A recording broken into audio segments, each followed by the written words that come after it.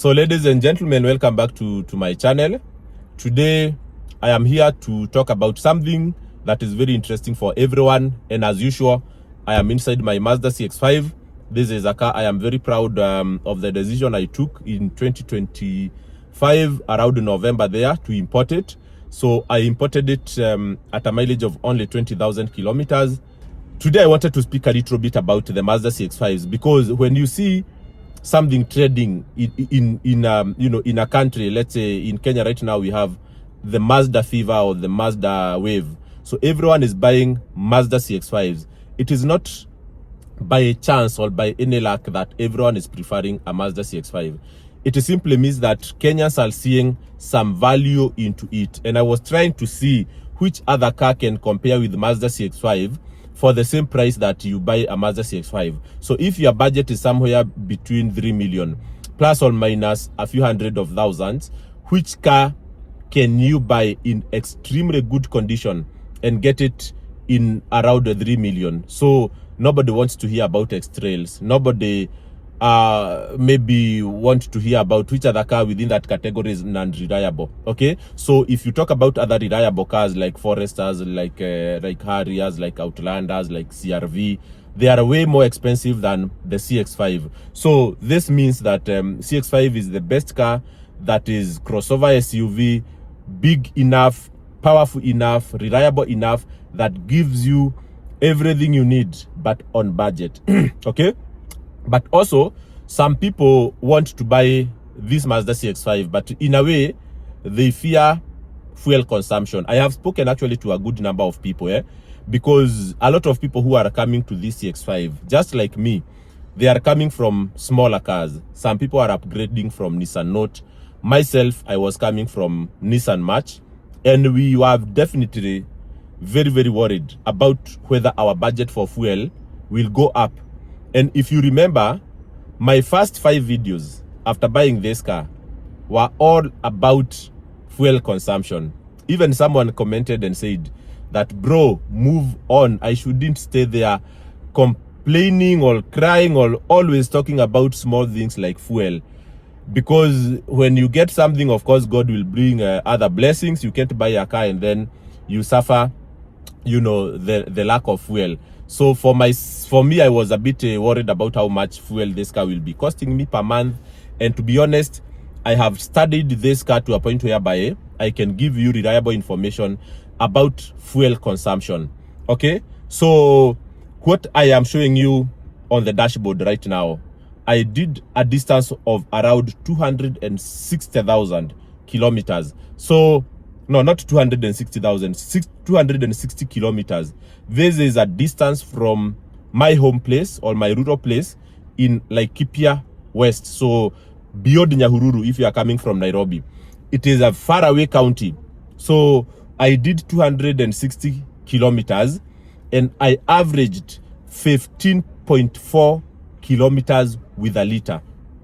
So 15.4 kilometers with a liter, that is an average consumption of a small car. And mind you, we were 6 adults inside this car.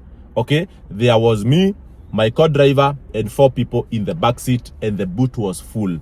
So meaning that this car had carried close to the maximum capacity, but we managed to achieve 15 kilometers with a liter. Okay, 15 plus kilometers with a liter. Previously, I had also done a road trip from Nairobi to Nyahururu, and I did a video about it, and I averaged 12 kilometers with a liter. Beleni, I had done a road trip to Nanyuki around those sides, and I had averaged around 10 kilometers with a liter.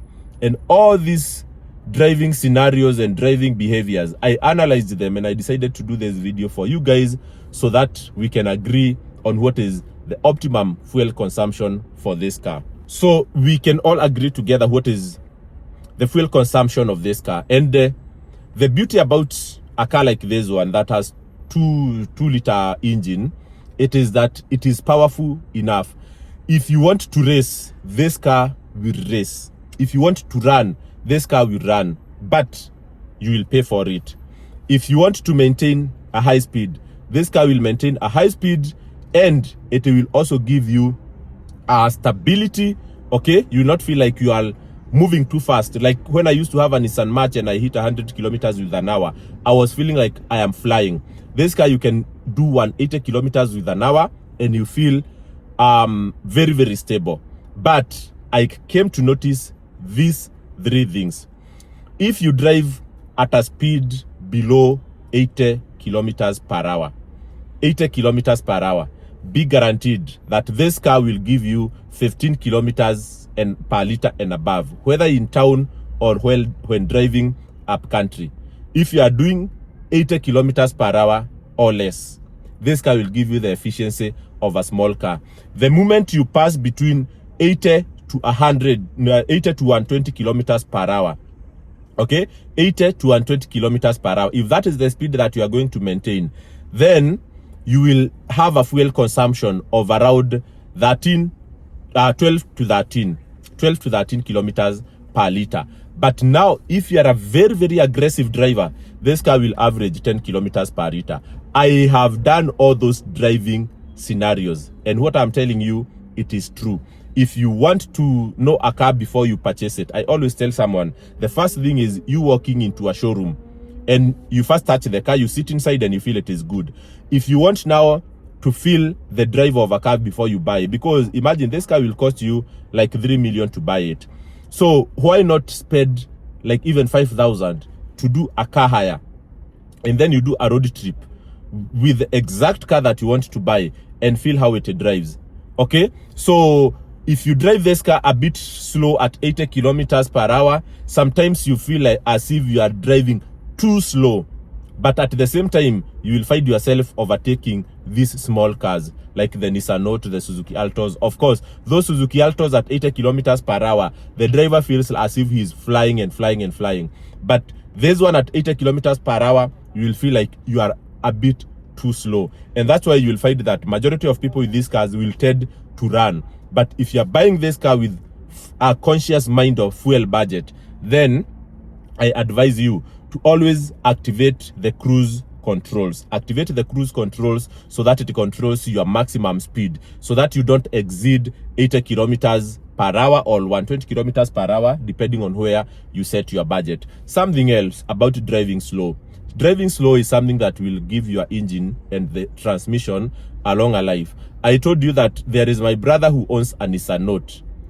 He bought it in 2021 at 130,000 kilometers. Right now, he is close to 260,000 kilometers. And that car is still giving him fuel efficiency of around 20 kilometers with a liter. Why?